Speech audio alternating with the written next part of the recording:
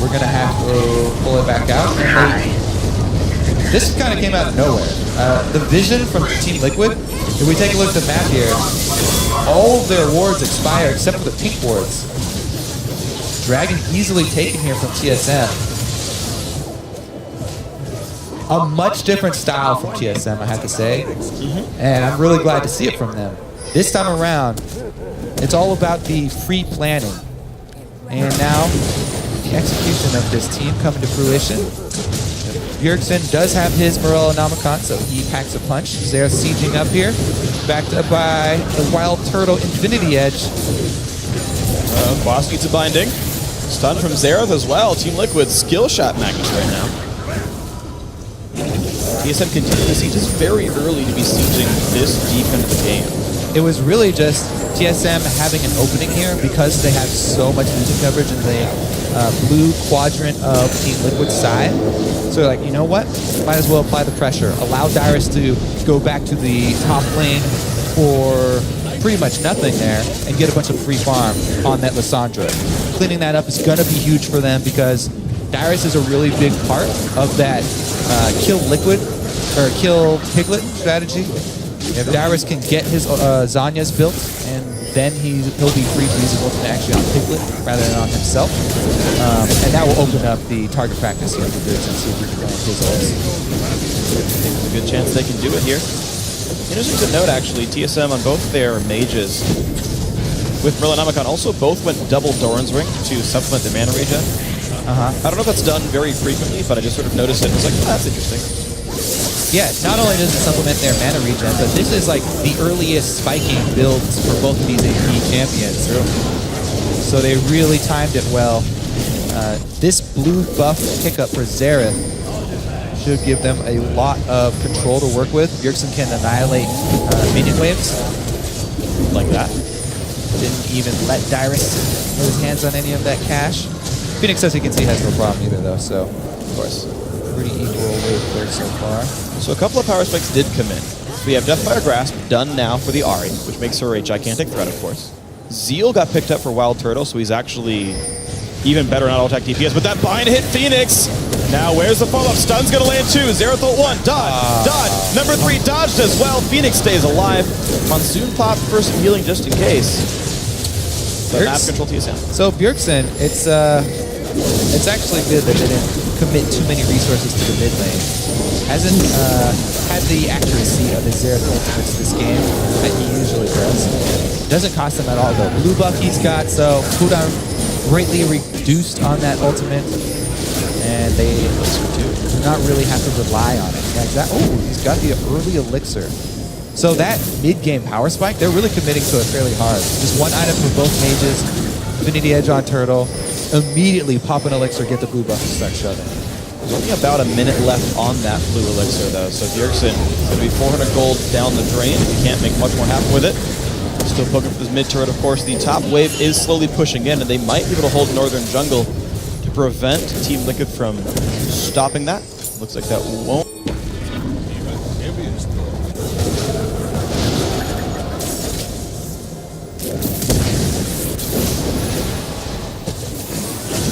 Janet Caitlyn. Boss does have teleport. He would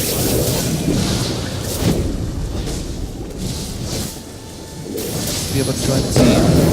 Phoenix, not much board coverage for him to really work with or picking anybody off, so it's really hard for Phoenix to make some plays in this game because TSM have been so diligent in their vision around the mid lane. He's completely surrounded by wards there. Even with Nunu doing his best to try and fight that battle. He's trying, but he's getting poked out a little bit. TSM ping on him, they gotta watch for the stun. Bjergsen's gonna slow him down. Oh no, he doesn't. And pretty quick with that blood boil, able to just walk out of it. He was ready to flash if he needed to. Decided he didn't quite have to. And all is well once again. TSM still hold this 2,000 gold lead though. Man, and it is getting scary. This is Tristana. Wild Turtle here, already playing well in the game and scaling up extremely strong. Oh, using a lot of the leashes there. This is the old patch.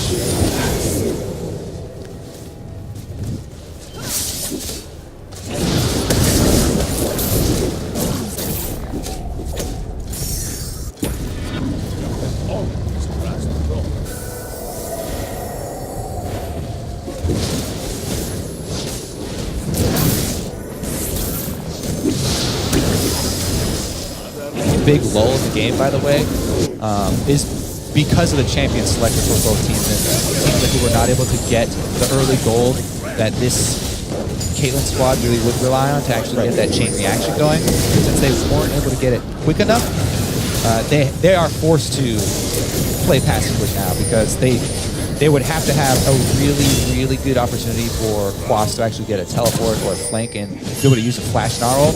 But those are so rare, as we've seen. Right. It's been really hard for teams to pull that off.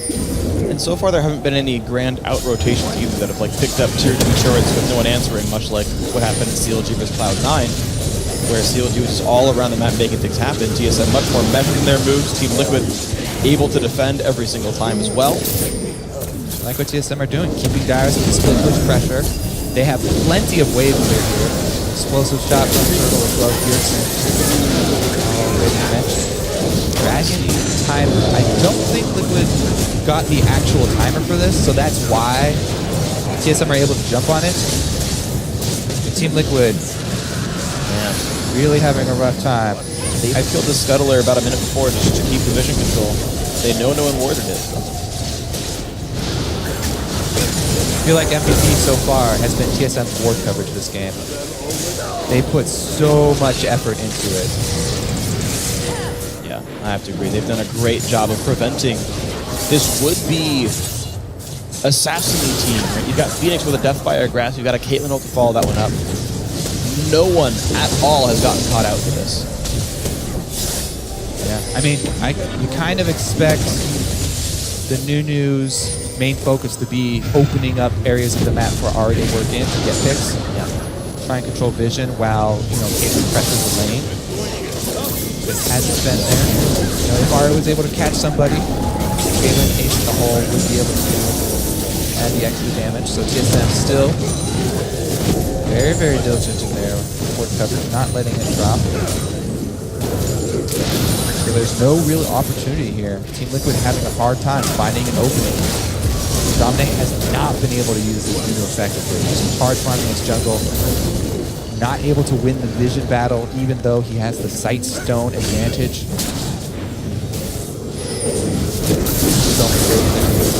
TSM with the double mages. Okay, so let's see what the openings end up being. Because the wave clears keep going back and forth. These turrets are not under pressure on their own right. TSM are the team in control. They are slowly picking up dragons, though I don't expect this game to rely on that right away for the win conditions here. Rather, it's Team Liquid trying to get some aggressive wards down, but they actually have really very good defensive wards. There's no ingress to their own jungle, so TSM don't seem to be able to get these picks off this way. I think TSM are not really concerned with getting picks either. At this stage, they want Dyrus to make his Zanyas because that is their engage. They don't want Santorin to have to be the point man going in early. As a jungle Jarvan, you do not start off building tank. You build a warrior enchantment very early, and he's extremely squishy for the early stages of the game. So they have to wait for Dyrus to get his extra Zanyas. And they have to wait for Turtle. So game going all according to plan for TSM. Yep. Just waiting for the tools that they need to pull off that team fight. They're behind. Yeah. They forced Team Liquid back. Good by TSM to hold control despite what should be arguably a weak point right now. Phantom Dancer will be the item choice for Piglet, so no extra wave clear from the road. But it will be much more single target damage. They will be able to rely on it to break down the front line here with a build like this. And I love going for this build because not only was there more critical strike moved to Phantom Dancer, so it even works better than before, but there's no tank. As we said, there's no real tank on TSM. If Piglet does get auto attacks off, if Dyrus is slow on his invulnerabilities or something like that, Piglet, whatever auto attacks he get off will really stick on TSM. They have no healing, they have no true tank, So if Piglet's able to freely auto-attack, right, he will easily take out anyone who gets too close to them. And the main focus of the Team Liquid team is protecting Piglet. They have the zone control of Nara and Nunu. And they just want to put the buffs on Piglet and let him do work. The cool thing about this as well is there is no... Oh! Interesting invade here. Vision coverage. Here we go. Darwin sees things, loves boys around. Sorry. I sometimes, 25 minutes in, I get excited for kills. Nobody gets picked off, though. No, okay. Back to farm. I got really confused as we got that excited. Well, Piglet, so I was just talking about Piglet, so I was watching him, and he was wandering over to the side of the jungle that they did not have control of. I see. That's the only What am I thing. looking for? What is it? Who's going to die? Piglet was wandering in the red side jungle, and Cody had a ghost jump out. Right. A little spooky. It's okay, we're fine here. We look going back to Phoenix. No grand jungle control for TSM. They're still letting this game scale up and onwards. What I was going to say, you're talking about Piglet getting damage down. I completely agree. There's no actually surprising threat here. There's no flash tibbers. When Lissandra goes in, you see the claw, you know it's coming. When Jarvan comes in, it's flag and drag into the ult. You can always net away from that kind of stuff. Would you consider a Morgana binding a surprise initiation? Potentially. Yeah, if, no, If to be Afromove's fair. controlling it, then yes. Yeah, sorry. We'll in see specific instances. We'll see if Blessboy can get those off. Piglet's positioning so far has been great. That's why I was so worried when he was in the red side jungle. Oh, right. I thought there might be a binding headed his way, but they did not have vision of Piglet, so he remained safe. He ran away from the Jarvan flag. Good reactions. Basically, all Piglet has to do is hide behind Nunu and Nar. As long as Piglet has good positioning, which he should in this team comp, if he hides behind the Nunu, there should be no way a binding does find him, or especially the Zera style. What's great about both Nar and Nunu is in their own ways, they're half beast, half humanoid. You want to keep going? No, just think about That's it? Okay, I like Nunu it. is literally a humanoid and a beast. Actually, Fine. technically Nunu is a Nunu is actually just the guy Willem sitting is on the Eddie. Yeah. But the champion, the whole production duo. All right, here. Dominate though. Oh god, special. There's a surprise binding. You were right after all. Centaur goes for the dunk. Special flashes out. Gets the kill. Anyway, Lustboy, I think, flash autoed for that one. He did. Yeah, now Phoenix in danger. Wild Turtle. Whoa, man. Knocks back Dominate. Gets the kill of the dragon. Binding from Lustboy finds its mark. Flash auto for the finish. And they're able to pick up the third dragon for the squad. Extra move speed mainly going to be used actually to walk between lanes. TSM going to keep up. Oh, wow. Piglet. Got a lot of... You got Bjergsen on. Bjergsen. You got Bjerg sent home to heal. It's that time. Close to 30 minutes with only 2 kills. Time to start forcing. Go wild, freak. All right, so Nar trying to shove in up top lane, but Team Liquid, time is running out for them. Tristana almost third item here. And I'm seeing an increasing, we talked about builds a little bit before, an increasing number of builds like this where they stop at Vamp Scepter and grab Last Whisper. Yeah. Whisper is significantly more damage than a Bloodthirster. And so you just stop at the amount of lifesteal you feel like you need, and then go for that. Yeah, and the other, I really like that he did go for the Vamp Scepter first instead of straight going damage because of the early Thornmail Surprise pickup. charm. No follow-up. Team's right there. Without a Vamp Scepter, if you just had Infinity Edge, Static Shiv, and Last Whisper, you would actually do a ton of damage to yourself. Hitting the Nar. Good one of that. Nice little bit there. Ulti onto Dyrus. He's going to lose a lot of health. The charm! Oh, he ults himself just in time. He does have his Zonias too. In comes Absolute Zero. Gets knocked up though. Phoenix very low. Wild Turtle takes him down. Quas on the wings. Gets pushed back. Nothing to gain. Another one for Zero. Can they capitalize? Looks for Dominate. Oh, Juke all 3. Doesn't even need the ulti. Zoning Xerath is what they've decided to put Bjergsen on this time around. Take a back seat this time, Bjergsen. Don't worry about it. Wild Turtle's got this one. Let's take a look at it here. Dyrus with the threat of ulting Piglet is enough to make the team spread out here. Great reaction time from Dyrus as the ult goes through too. ults himself instead of using lasagnas, and Phoenix gets low enough for Turtle. Once again, Execute picks up another kill on Phoenix. And that will be the completion of his last Whisper. That's one of the great things about high damage uptime, long-range champions. There's a bunch of chaotic things can happen. Piglet's gonna be okay. Maybe not. Piglet not okay. Well, he's alive. He's alive, but he's not okay. Has to go back to base, turret down. Objective completed for TSM. Very much so. Just a super controlled game. They get a single pick. They take a turret or a dragon off of it time and again. It's now 4 turrets to 2. You thought they'd lose a bunch of turrets thanks to fighting Caitlyn. Not the case here. Bjergsen kept mid lane on the entire time. Wild Turtle answered every single Caitlyn push every time. Yeah, this now TSM in great control. Preseason or now the start of the season has developed into very relaxed mid games with everyone not wanting to give up Phoenix ults. Got a bit of a stun there onto Bjergsen, but not much else gained. Dominant losing a lot of health, but he's a tank, thankfully. A re-engage, they charm Dyrus. A lot of damage, forced to ult himself. Absolute Zero gets broken apart. Zhonya's now on Dyrus as well. Piglet has time to deal damage.